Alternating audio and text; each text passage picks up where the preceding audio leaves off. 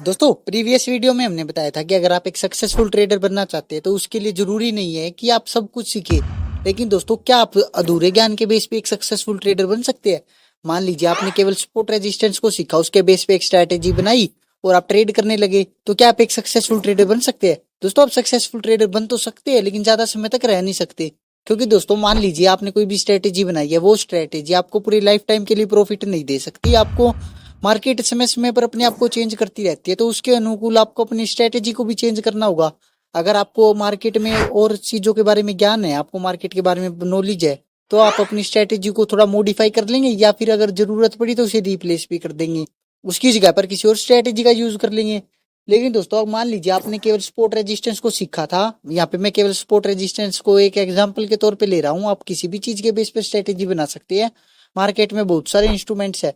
अब दोस्तों मान लीजिए आपने कोई स्ट्रेटेजी बनाई, उसके बेस पर आप एक सक्सेसफुल ट्रेडर बन तो जाएंगे लेकिन रह नहीं पाएंगे।